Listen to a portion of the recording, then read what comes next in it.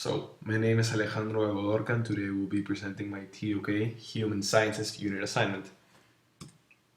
Before going off into the knowledge issue and the personal example, I thought it would be wise to begin by explaining how I got the knowledge issue. So, before I extracted the knowledge issue, we conducted as a group a survey, whereas I was able to look at the statistics and the results of what people were answering. I was able to detect a slight trend in regard of what people tended to answer, and this gave me a broader understanding of what people might answer in surveys that are not related to subjects that me and my group gave. So the results were surprisingly not surprising, and they seemed quite average, and they seemed quite all right in regards to what I know that people might answer. I did, however, notice a peculiarity in the percentage of people that chose answers such as sometimes, somewhat, or kind of not so often, trying to per se not give a straight answer or a yes or no answer even when the question required a yes or no answer.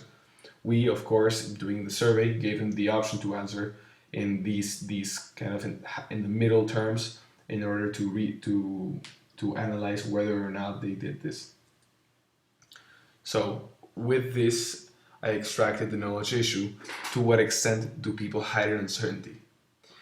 What I mean in hiding uncertainty is that people in the survey, as I stated, a large percentage chose in answers where it was a simple yes or no question, sometimes or maybe, in order to, for example, not say yes or no because they might think that it is either too harsh or they might just attempt to be polemic or basically look for exceptions or loopholes in the questions.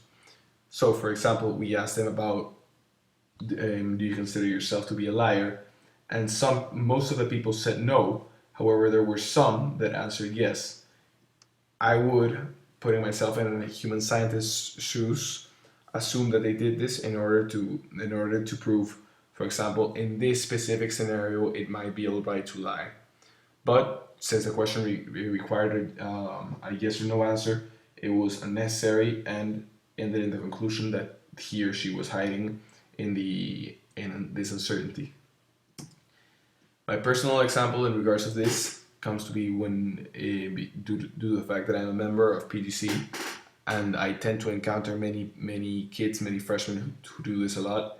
So I will usually ask them a direct question that requires a yes or no answer, and in order for him not to sound harsh or go against what other people think, because he probably does not know what other people think, but in order to not sound foolish or just basically to go with what everybody else says, he hides in the, for example, in the somewheres, or in somehow, or to some extent, or occasionally, in order for him to detect whether people approve of his motion or do not, and then be able to adjust his statement to what people usually like.